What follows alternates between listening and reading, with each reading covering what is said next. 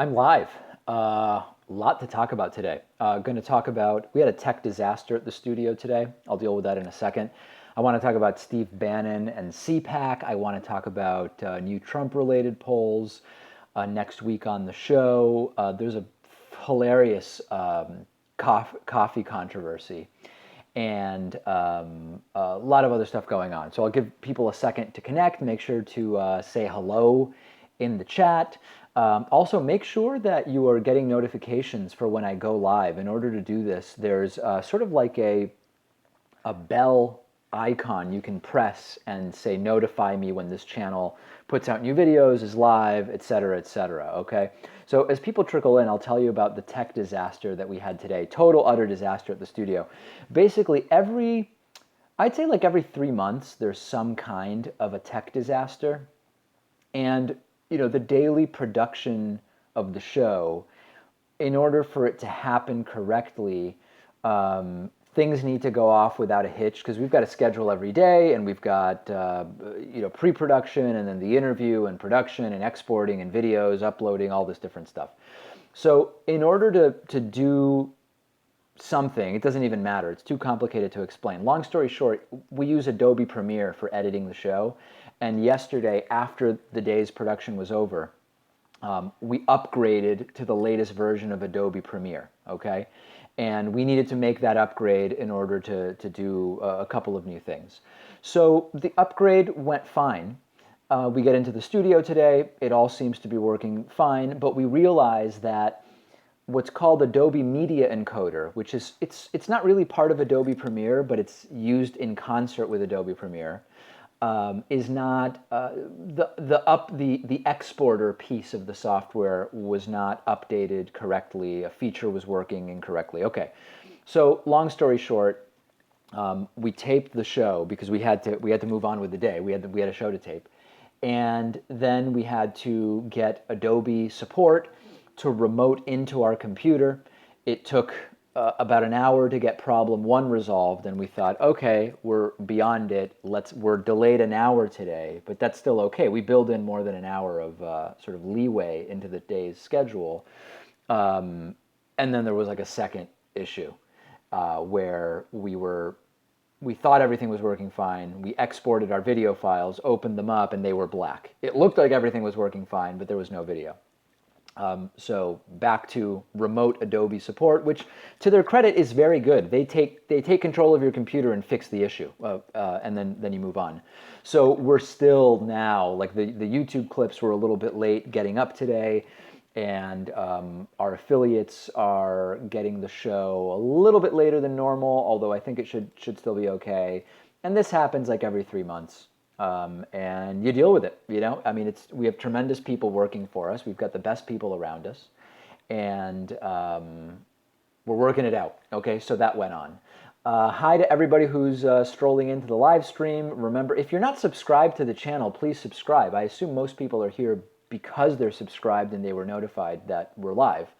But if you're not subscribed, please do. And please select to be notified when we go live. That's also another thing. I will be doing live shout outs and thank yous to people who sign up for membership at davidpakman.com during the stream. One such person has already signed up. That's Robert Knight. Robert, thank you so much for signing up at davidpakman.com/membership. We also have Super Chat turned on. If you want to use the Super Chat feature, do it, and I hope we'll get some Super Chat questions, comments, etc. Okay, there's this I don't know why I find this so funny, but there's this hilarious pseudo-scandal that's happening on the David Pakman Show subreddit at davidpakman.com/reddit. Yesterday I was talking about David Pakman coffee, which is available on our website, and producer Pat sort of casually mentioned his Keurig machine that he uses. I am bigly anti-Keurig. And so Pat did mention, or try to mention, that he uses like the refill pod rather than regularly using new pods, which is a big issue in terms of wasting plastic and blah, blah, blah. And a thread showed up on our Reddit discussion forum at davidpakman.com/Reddit saying that I was visibly shaken by the revelation and that people were just stunned by Pat admitting that he uses a Keurig. And then another user who goes by the clever name of Gigantic Meaty Balls, or Balls, if I were to say it the way my New York friends would say it, actually created a poll which is looking to assess whether Pat deserves to have some kind of on-air punishment for consuming Keurig coffee pods. And currently the voting is 2-1, right? So 67% say that yes, Pat has disgraced himself and and requires or deserves some kind of on-air punishment for using Keurig pods. And then 1/3, 33%, say no, that Pat absolutely has the right to do that without being punished. So anyway, this entire coffee controversy is hilarious. And I had people emailing me. I had a bunch of people say, hey, I'm from Seattle, and here's why Pat's Keurig admission is deplorable, even though he's talking about the recycled, the reusable pod, blah, blah, blah, blah, blah. So anyway, check that out on our Reddit discussion forum. We've got nearly 3,000 of our viewers, listeners, audience members, etc., on the Reddit discussion forum right now. And the Pat coffee controversy is absolutely, absolutely hilarious.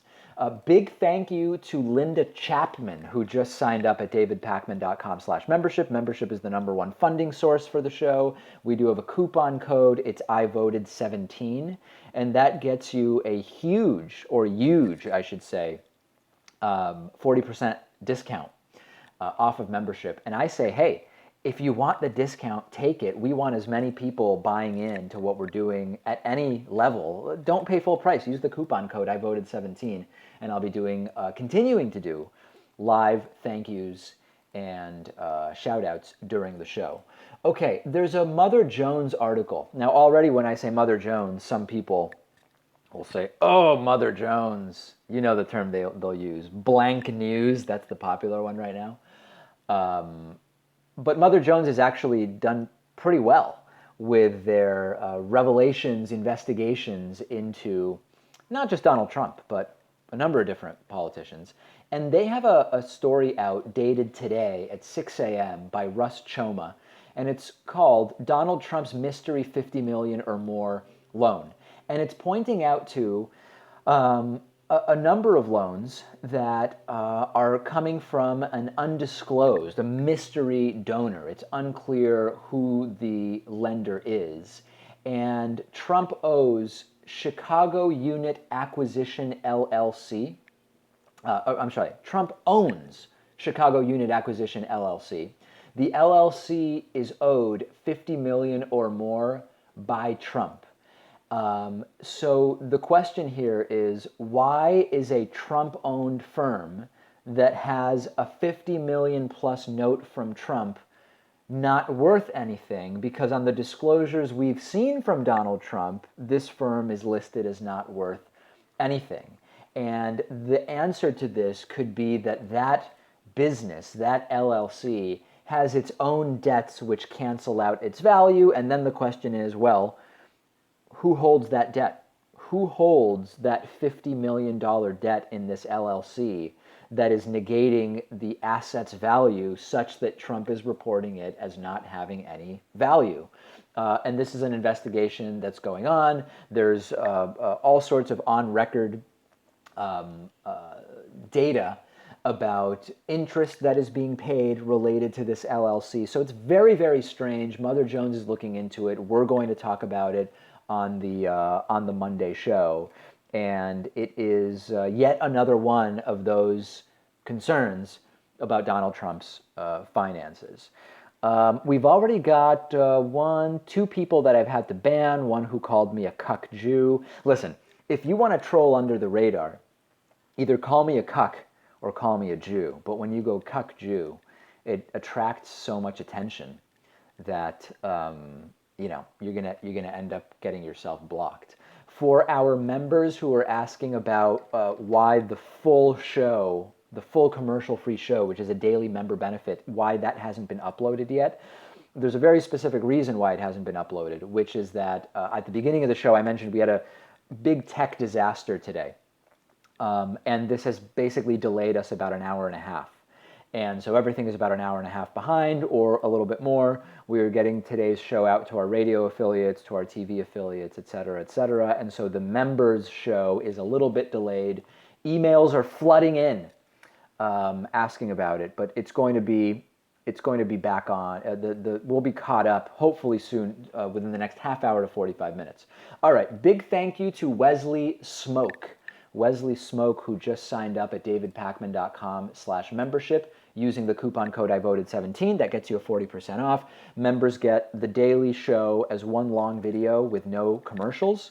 Instead of those 3 to 5 minute videos that we normally upload to YouTube, you get one long video, normally uploaded by 4 or 4:30, delayed a couple of hours today because of the tech situation. We also do a daily bonus show. I don't know why I'm doing air quotes. It's called The Bonus Show. It is a, quote, bonus show, but it is also called The Bonus Show, every single day for members, and a whole bunch of other member benefits. Okay, so sign up at davidpakman.com/membership, coupon code I voted 17. Okay, who has watched so far what has been going on at Cpac? There's been some very, very interesting stuff happening at Cpac. Let me pull up my notes here on Steve Bannon. Steve Bannon spoke at Cpac, and he had, I can only really describe it as a sort of deliberately softer image of sorts. His presentation was of the sort of thoughtful conservative who wants to be held accountable by whoever it is, whether it's conservatives or not. And my notes here are starting to play an ad.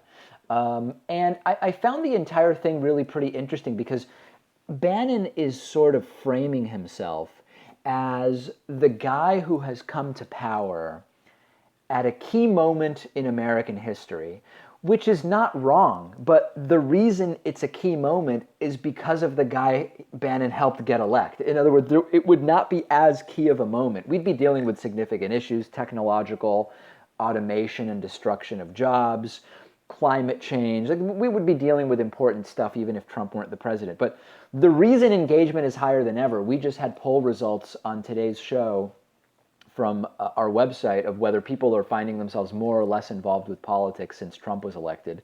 And 87% of our audience is feeling either somewhat or significantly more engaged with the political world since Trump was elected. So the reason that this has become such a pivotal and key moment is because there's a horrifyingly scary guy running the White House. So it was interesting to see Bannon take this, I don't want to call it a diplomatic approach, but a sort of like a buttoned up perspective of we're here to do really serious work, et cetera, and we're going to make it happen, and we want to be held accountable, and all of this stuff.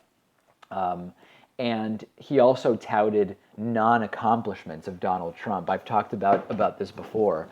Donald Trump touting as an accomplishment that he got us out of TPP. TPP was dead on November 15th, and it was dead because House and Senate Republicans and Democrats were basically decided that it was dead before Donald Trump was even elected. So, taking credit for non-accomplishments, using a completely fake and unbelievable diplomatic tone. It was interesting. I only watched a few highlights of it so far. I'm going to watch more of it a little bit later. Thank you to Karen Jones, who has sent a £2 super chat. You can use the super chat. Last live stream, we had super chats ranging from $2 all the way up to $35.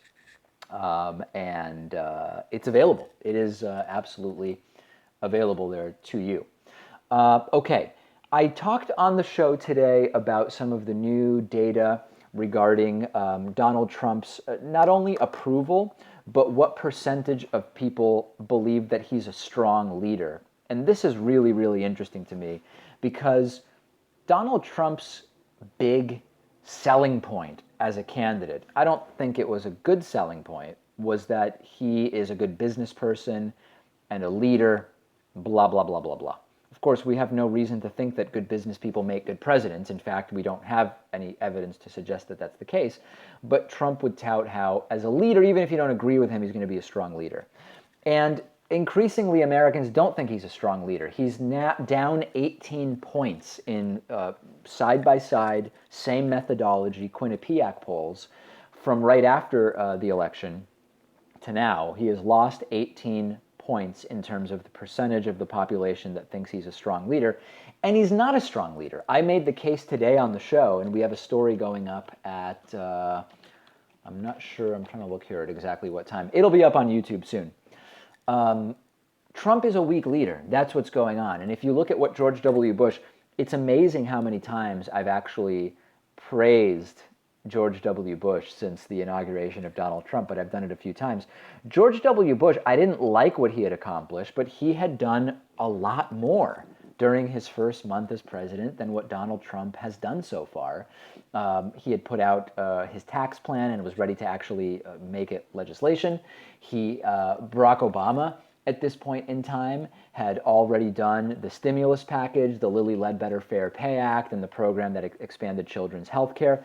You can say you don't like those things. You can say you think that those actions had negative consequences for the economy or society or whatever, but it was stuff. They were things. And Donald Trump has barely done anything. It's been mostly symbolic executive orders and decrees and the repeal of guidance, like the guidance from the Obama administration about transgender bathrooms. I say sad, low energy, exclamation point. Trump's just weak. If you're a Trumpist and you think that Donald Trump has been projecting strength, tell me how he projected strength in terms of what he actually did, not in terms of what he has said, because saying stuff doesn't actually accomplish things in almost every case here. And if you're going to say, well, obstruction, come on. He's got the White House. He is the White House. He has a Republican House. He has a Republican Senate. That was actually an argument under Barack Obama, where Barack Obama had no choice but to use executive orders in some areas because he was dealing with obstruction. That's not going on right now, okay? User GameFire74 has sent a $10.53 super chat. Not $10, not $10.50, but $10.53 super chat, saying, is the national debt a big deal as conservatives say it is? By the way, the cognitive dissonance from the right about building an expensive wall. And are liberals hypocrites to complain about government spending? Okay. When I complain about government spending under Trump, I'm not complaining about it because I think there's something wrong with government spending. I'm complaining because it exposes the hypocrisy of Trump. For example, spending as much in the first month as president on travel as President Obama spent on average in an entire year. I thought Trump was the fiscal conservative. Trump also lying, saying he would not be taking vacations. He's taken three consecutive weekends so far. So, number one, I don't think liberals would be hypocritical if they're complaining generally about government spending money to stimulate the economy. Trump traveling to Mar-a-Lago and spending as much in a month as Obama spent in a year on travel doesn't fall under that umbrella. The national debt is not objectively the problem that many conservatives want to make it seem. We've talked about this many times, and I encourage you to check out the YouTube videos on it. It's sort of more involved than I can casually go into now. You're not even seeing a strong understanding from the right as to the difference between the debt and deficit. You will see people you saw people under Obama, and you still see people who say things like, Obama has exploded the deficit. Look at our debt clock. Hold on a second. Deficit and debt are two different things. And of course, the deficit is what we're talking about on a year-to-year basis. How much did the government spend relative to what it took in a year?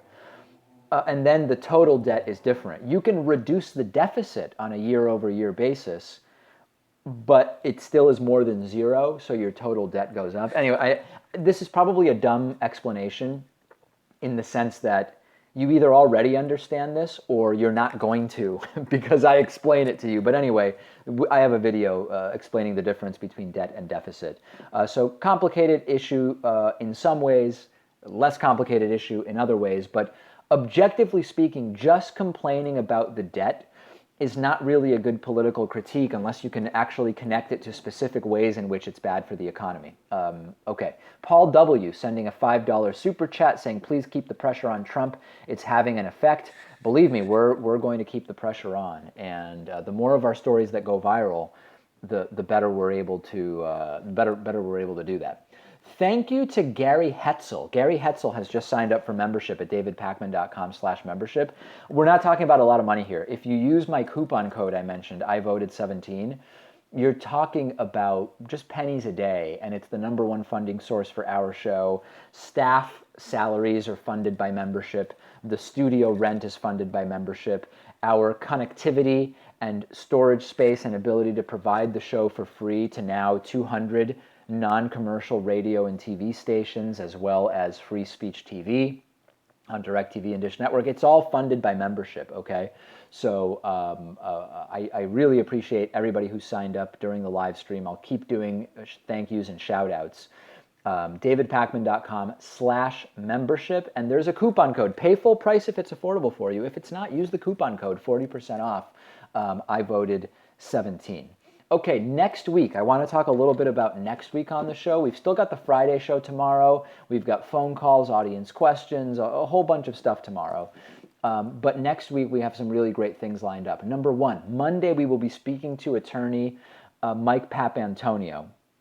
Mike Papantonio has recently secured a major settlement in his lawsuit against DuPont for thousands of plaintiffs over a leak of the chemical used to make Teflon, which is a carcinogen. It's undeniable, causes cancer. He's going to join me on Monday to talk about the settlement, the case. I'm fascinated by the logistics in these big trials of the arguments that corporate defense counsel try to make to deflect or distract from what is alleged liability on their part. And then this I am really looking forward to. Stéphane Guyenet is a doctor who focuses on obesity, weight, diet, etc. We've got a really good 2-part interview coming up with him on Tuesday and Wednesday, okay? And we're going to talk about, did obesity exist when humans were hunter-gatherers? When did obesity first come up?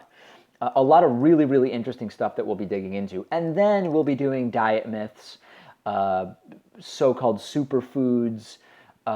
Is a vegetarian or vegan diet objectively healthier? All of this stuff we're going to be getting into. Okay, so Stéphane Guyenet, really, really good. And I think he's going to be absolutely tremendous, to take a word out of Donald Trump's vocabulary. And then on Thursday, so Monday is Mike Papantonio. Tuesday, Wednesday, we've got Stéphane Guyenet, parts 1 and 2. And then Thursday, I'm really looking forward to this. Ronald Fry is a military veteran who did a totally different type of anti-terrorism work. He actually lived in Muslim communities in the Middle East and fostered relationships with just average people who potentially could become radicalized and worked in a different way to prevent that radicalization from happening in the first place. So we're going to be talking to him on Thursday.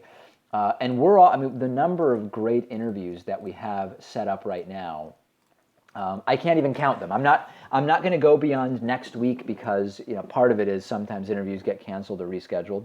But why go beyond that? Okay, so we've got a really, really good week of shows coming up next week. To everybody who's watching live right now, thank you, number one. If you're not subscribed to our channel, please subscribe to the channel. We are now beyond 325,000 subscribers. Producer Pat ran some numbers, and if we can maintain the same new subscriber rate during the rest of this year that we've had so far, we will surpass 500,000 YouTube subscribers before the year is out. I think in late November or early December we could do that. So if you're not subscribed, please subscribe. If you're subscribed but you're not notified when we go live, you can also turn that on. I think I don't know if it's over here or down below. Somewhere there's like a bell button or icon, and you can be notified whenever we go live. Okay. We have a major super chat from Michael Smith who sent, I don't know what's up today. We had a $10.53 super chat, and now we have a $41.72 super chat, which is the biggest super chat we've ever received. So big thank you to Michael. Do you think more Trump staff members will be fired soon? If so, who else is next up on the chopping block and why? I've been talking to people who say that I like calling him Reince Priebus, but I guess his actual name is Reince Priebus. Reince Priebus, people are saying, may be up on the chopping block. And it's not for any particular reason other than the Trump White House is chaos. And if it's chaos, you look at the chief of staff. I don't know if this has been confirmed. I didn't report on it because it was sort of an offhanded, it was just one article. I didn't look for other sources on it. But it was that there's a list of potential replacements for Reince Priebus already being floated. And if you've got a replacement list, that's a sign that maybe you're looking to replace the guy. There's another issue which people in the chat are talking about, which is Kellyanne Conway has disappeared. I mean, nobody's heard from Kellyanne Conway for a while. She might have done 1 or 2 interviews, but they did not make headlines. And she got caught making up the Bowling Green massacre. And she was just, it was one boneheaded media appearance after another. She's basically disappeared at this point. So I know that some media outlets were questioning whether it makes sense to even interview her, because she just lies. She just makes stuff up, and then she redirects. I have to say, she redirects masterfully. And she has this great technique of, you ask her a question about something she doesn't want to address, she'll mention one word in her response, but then talk about something else. There was one example where she was talked about facts. She was asked about facts when she had just been lying. And then she responded with something like, you want to talk about facts. How about the fact that, and then she criticized Obama. So she's a constant liar and redirector, but she's actually really skilled. Okay, so maybe Kellyanne Conway has been pseudo-blacklisted, but also it seems that the Trump team is keeping her off the radar for a little bit. So that's not a good sign. If she can't be publicly useful, it's not clear that she's privately useful. She may go. Okay, so those are a few thoughts, and we'll see who else might be on that list.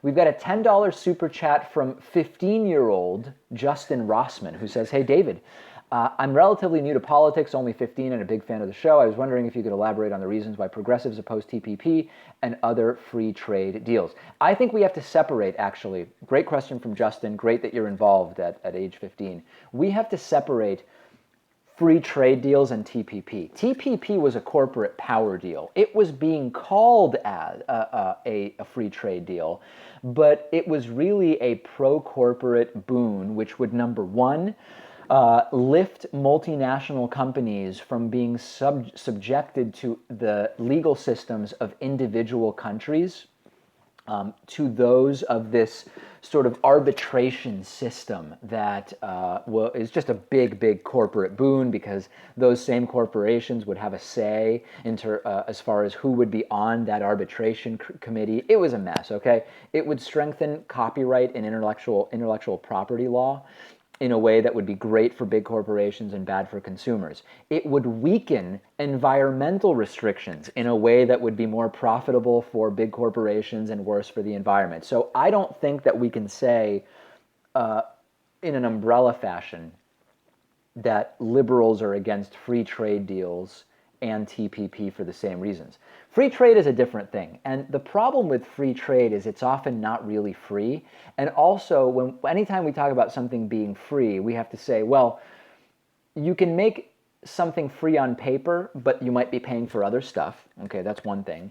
And are things really free when you consider the negative externalities? And this is a broader conversation about trade deals, but hopefully that gives you a little bit of a sense.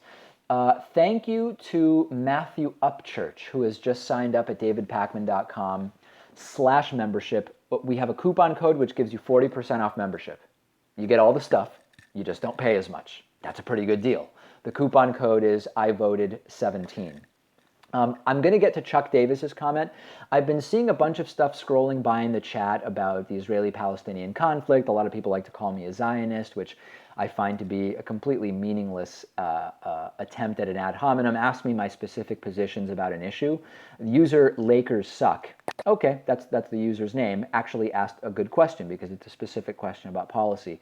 David, what do you think about Israel pushing for new settlements? I am unilaterally opposed to new settlements in Israel. They are an impediment to peace. When Trump nominated David Friedman, who has the completely extremist view of wanting more settlements in Israel, I immediately denounced it. I am categorically against settlements.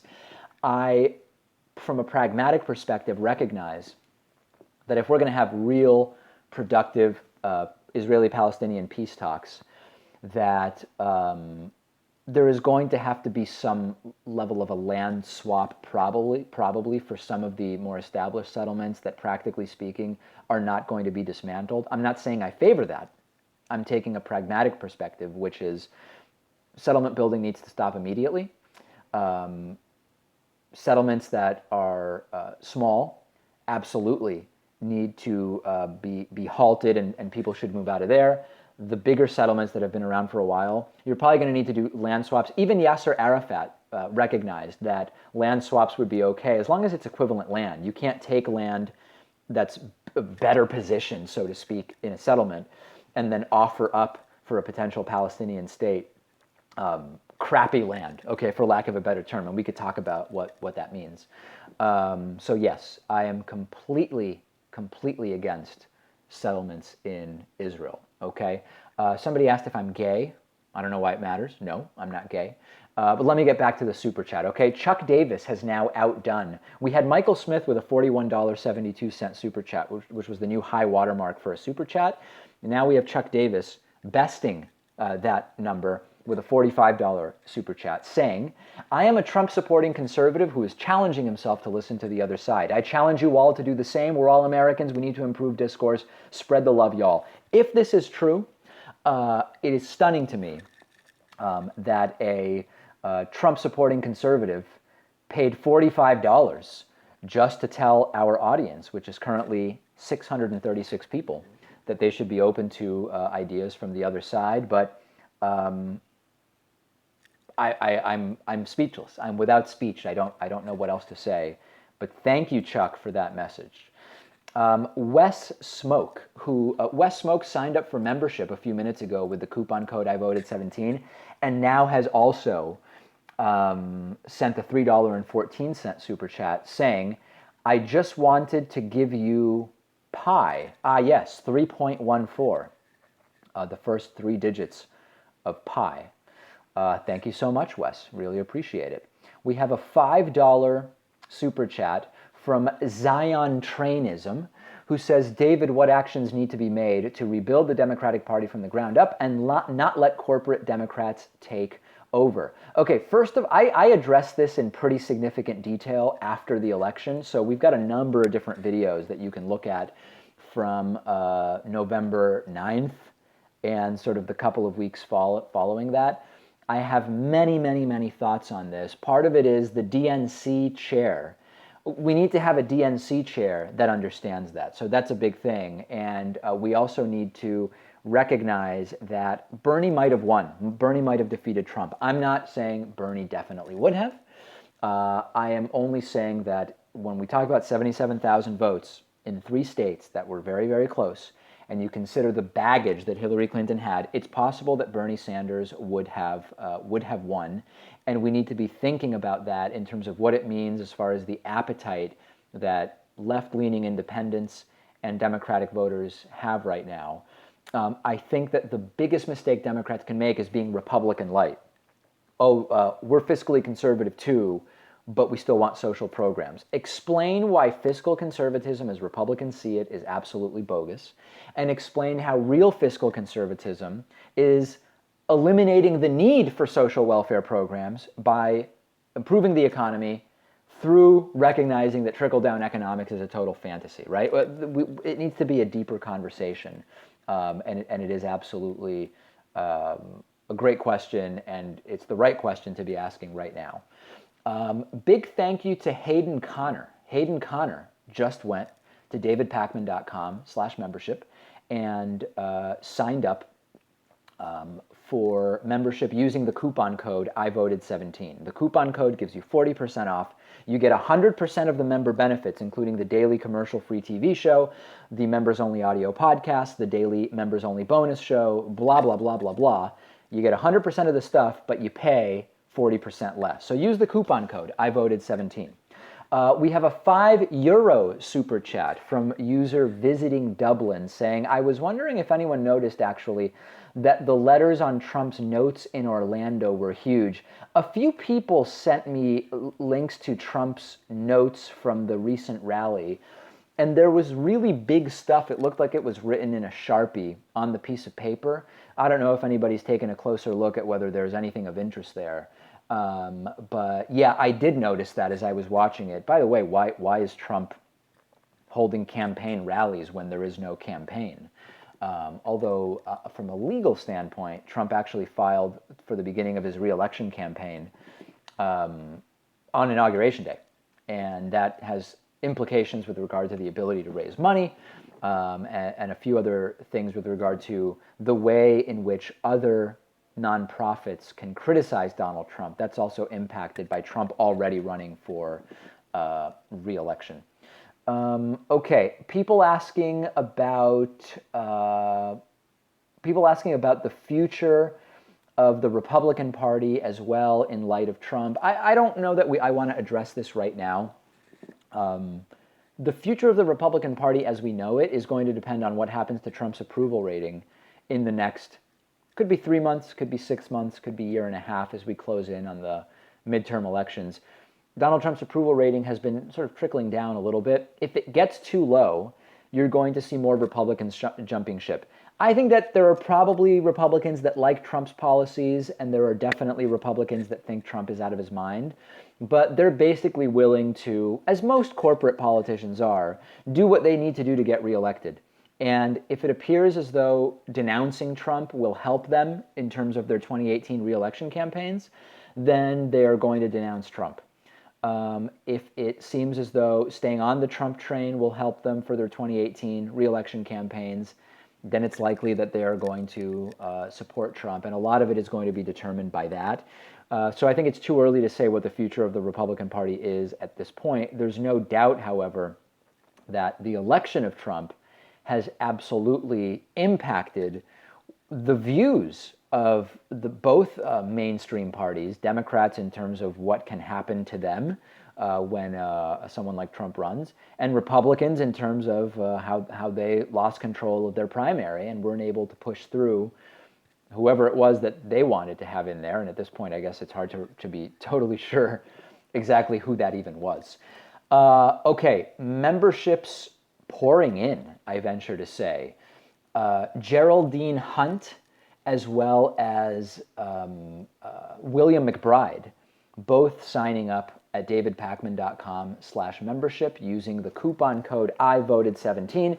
People saying, David, you're talking about membership, but what is it? This program is free, okay? We've been doing an hour a day radio show, TV show, YouTube show, etc. for years. The program has always been free. It continues to be free. The way we pay for the cost of production and staff and the studio and equipment and software, all of this stuff, is through membership. And in exchange for membership, for people signing up, we give you benefits. One is that you have a daily commercial-free TV show and members-only audio podcast. We also do a daily bonus show, which is just for our paid subscribers. We talk about behind-the-scenes stuff, we talk about other stories, et cetera, et cetera. So please sign up. It really means a lot when people sign up, and we've seen a record nearly 400 new members in the month of February. I think our previous record was like 210 or something, and we surpassed that days ago. So we've already got a record month, and we're on track to blowing that further out of the water. And you can sign up at davidpakman.com/membership. The coupon code, it's available. A new member is a new member, whether you pay full price or not. And the coupon code IVoted17 will get you a 40% discount, which is absolutely fantastic. Now, at the beginning of this stream, I mentioned we had a huge tech disaster today. No fault of anybody on staff. Please don't go on Reddit and start slamming producer Pat the way people did after he mentioned yesterday that he uses a Keurig for his coffee consumption. We don't yet have today's full show up. We have the bonus show up, but we don't yet have the full show up. We're a couple hours behind because of the tech issues that we had today, okay? All right, a couple other things I want to mention. I already am looking at some broader stories for next week. One of the stories I want to look at is that more aspects of the Donald Trump Russian blackmail dossier, or file, call it a file if you want, have been corroborated. Right now, there's basically two. One relates to Carter Page, an oil executive and foreign policy advisor. Another relates to Paul Manafort, okay? And slowly, it's trickling in, drip, drip, drip. We're learning that more and more aspects of the Trump-Russian dossier have been corroborated. Does Donald Trump get off by urinating on women, prostitutes in Russia? That is one of the more outlandish claims from the dossier. That has not been corroborated, but the idea that the entire thing is just made up has been widely debunked at this point, and we will see what else we learn about that. Also, I plan to talk next week. The Muslim Brotherhood is going to be listed as a terrorist group by more countries, and I am sort of surprised that this is even considered controversial. I think that that's the correct designation. I also think that Hamas is obviously a terrorist group, Hezbollah is a terrorist group, et cetera, et cetera. I don't think that these things are controversial, and I know some people don't like that and say, well, David, what about all the American white terrorist groups? Hey, the right hates that. I constantly remind everybody that the most prevalent perpetrators of terror in the United States are just American-born white dudes, right? That's a reality. So I think we have to deal with the facts. We have to deal with the facts. The fact is that these are terrorist groups. The facts are that worldwide, the most common perpetrators of terrorism are Muslim men, but in the United States, the most common perpetrators of terror are American-born white men. And recently, I'm part of something called the Glass Leadership Institute, part of the Anti-Defamation League. We had an expert come in, I want to say 2 months ago, or 1 month ago, to talk to us about Islamic terror. And we had an expert come in a few weeks ago, and it was exclusively focused on domestic right-wing terror. Actually, it was on domestic terror broadly. We talked a little bit about left-wing domestic American terror, and there are relatively few examples of it. I mean, you have a few sort of what are called eco-terrorist incidents, but by and large, we're talking about right-wing, white dude terror in the United States. People have asked me to comment a little bit about the death of Alan Colmes. Okay, and let me do that. I knew Alan Colmes personally, and Alan Colmes, a progressive radio host, passed away this morning at 66 from what's being described as a brief illness. I first was in touch with Alan Colmes in 2005. I think I had started my program. At the time, it wasn't even the David Pakman Show. It was called Midweek Politics at the time. It was every other Wednesday, the source of calling it midweek. And I emailed Alan, and in fact, I can tell you a little bit about our exchanges because I can look them up in my email here. I emailed him and I basically said, hey, I'm a big fan of yours, and I am interested in growing my show and getting more into talk radio. And he wrote me back very, very early on and said, it's great that you're doing this. Maybe try to volunteer at an existing radio station.